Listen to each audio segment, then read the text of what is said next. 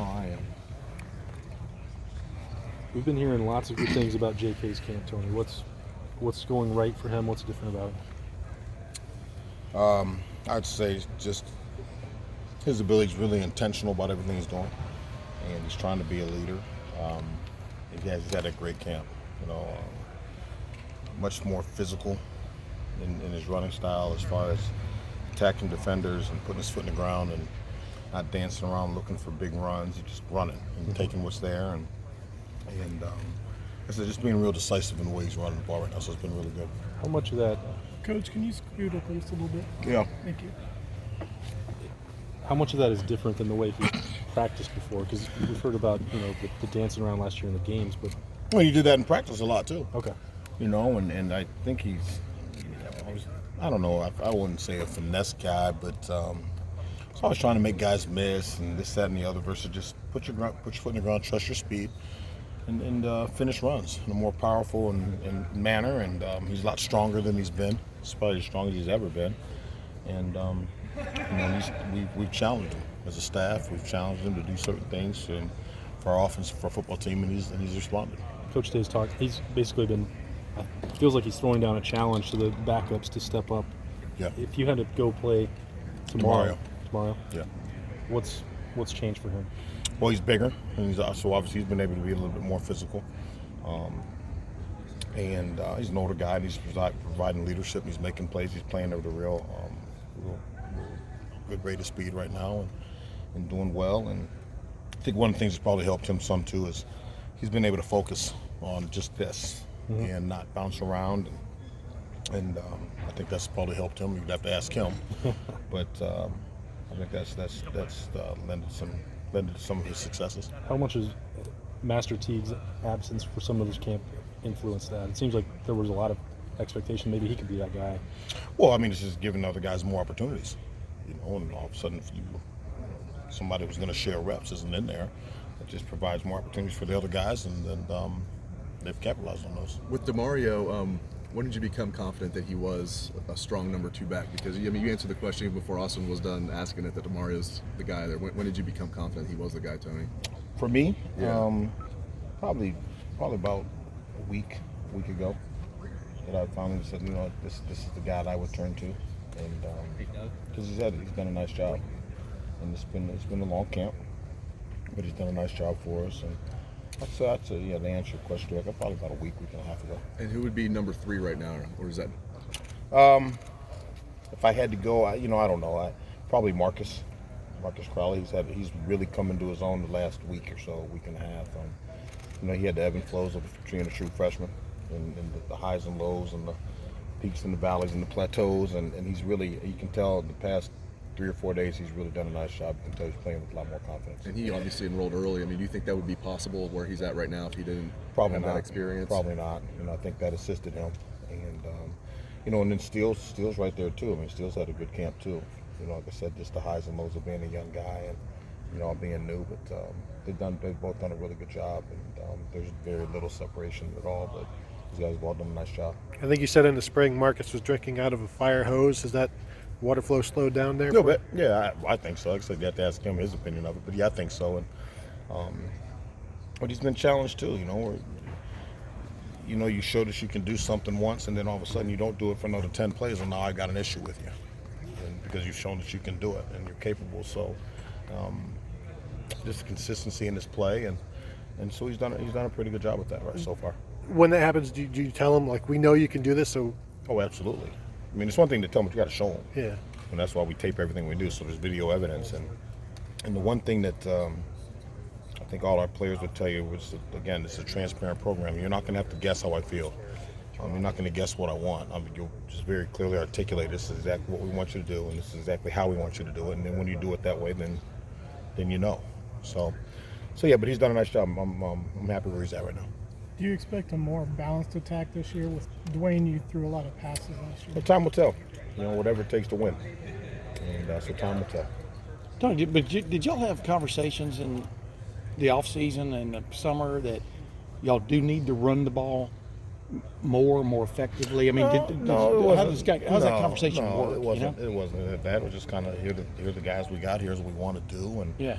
And we just got to continue to get better at whatever it is we're doing. And again, like I said, whatever it takes to win, that's what we're going to try to do. But y'all do want to be threats, running and throwing, right? I mean, am I wrong about that? Maybe we should run the wishbone. Yeah. You got enough backs running the wishbone? Got 5. Yeah. We ain't get them on the field same time. Yeah. But I mean, sure, Tim, I don't know.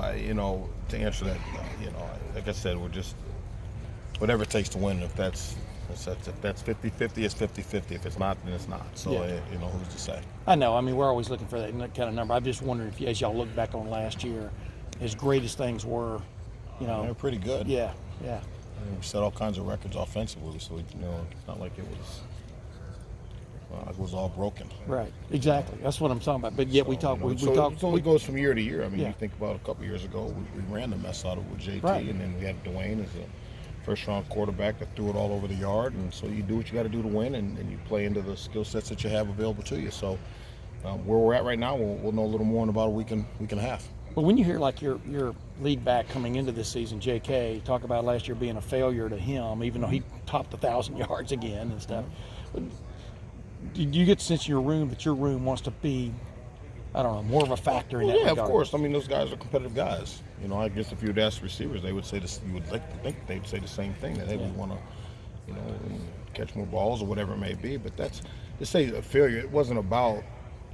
Again, I don't want to put words in his mouth. It wasn't about the lack of, opportunities. I think it was just more. He thought he could play better, Right.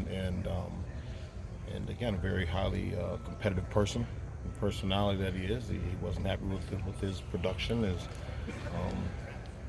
thought he could have played better, and so I have no problem with him saying that he thought his way he played was a failure. That's how he feels, and so we just all got to get better. Is there any, I'm not saying ultimatum's not the right word, but I mean, what do you want to see from that guy sitting over there, DeMario McCall? What does he I want to see him make plays for our football team Yeah. on a consistent basis. I want him to be the best player that he can be. I want him to continue to try to be a leader as an older statesman in the locker room and in our room. And just compete at a high level every day. And thus far in camp, he's done that. Yeah, and he's talked about, he's been banged up off and on since he's been here and stuff. How much frustration did you sense from him the last couple of years when he couldn't, go up there and swing the bat like he wanted to? A lot. But I think that he's been much more intentional as far as taking care of his body and getting real close to our strength staff and our training staff and our doctors and whatnot. And he's bigger. He's as big as he's ever been. So I think at our position, and then that lends to be able to handle more of a load and more contact and things like that. So he's had a really good camp, and knock on wood, he stayed healthy thus far. Does that affect the guys' consistency, Tony, when they're sort of in and out of the lineup? Not just not absolutely. availability, but just sort of the mindset to make the right plays? Absolutely it does. I mean, when you're in and out of if you do something consistently every single day, you become much more consistent. But then all of a sudden, your consistency comes much more confidence, and it all plays into it. So. Do you feel confident right now that if DeMario McCall is your number 2 running back going into the season, that he's ready to take on that job? I do. What's that competition been like? I know that you guys have been challenging those guys to somebody to really step up and take that job between DeMario, Master, Marcus Steele. Just what have you seen from those 4 guys? Well, it's been a healthy competition. I mean, and really, if you sat in those meeting rooms, it'd be, it's kind of neat to watch how DeMario and JK help the younger players. Help them through a transition. Listen, every single day during training camp is new for Steel Chambers. Every day is a new day. It's an eye-opening experience for him because he's never done it, and from day to day, and even for Marcus, he's never been through a college training camp. And one of the things we talked about, and Steel, we were kind of laughing about it. He had made comments like, "Man, I'm tired. It's 13 hours of straight football every single day," and the older guys started laughing because they're used to that. And so it's not new to them. And one thing they've done a great job in the room is helping the young guys understand the expectations. They've helped the young guys understand how you go about your business every day. The importance of taking care of your body. It's one thing to say it, it's another thing to actually have to go do it. So those young guys, and they've, I think they've watched very closely how JK and how DeMario have handled their business and how they take care of themselves. And so the competition's been good, and when you get in, just make your plays, do what you're supposed to do. You as a coach, do you as a coach miss 2-a-days? I mean, you came up You came up when y'all had like 14 a days, I think, at 14 one a day. point. But you know what I'm saying? I mean, what do you lose when you don't have that kind of a grind, and what do you gain when Well, it's one practice a day? You know, I don't know. I think times are a little different. It's just the training methods are a little bit different than way back when. And but the one thing is, our kids are really close around each other so much, and it's a close football team. Hey, Tom. You can see it, and you know, it's just not as beat up, you know, which hopefully allows us to go into games fresh. And, but so the toll on the physical toll on your body isn't as heavy, obviously, because you're not banging as much. But there's still a toll because you're here all day, and there's the mental toughness has to come up because you got to pay attention in walkthroughs and meetings, and they're very involved and very interactive. So you gotta, you know, your mind is probably test a little bit more. Tony, you've always struck me as a guy who lets your guys kind of know where they stand almost every day. Maybe I'm wrong about that, but You're probably right. if you have a pecking order right now, JK, we'll believe JK is number one. He is. DeMario would probably be the next guy in there based on what you're saying. What's your situation after that, the pair and the spare aspect? Yeah, you know, I if I had to go today, I'd probably put Marcus in right away. On the 20. If you held a gun to my head right now, but luckily we're not, and we still got some days to go, and all those guys have all got to be ready to go.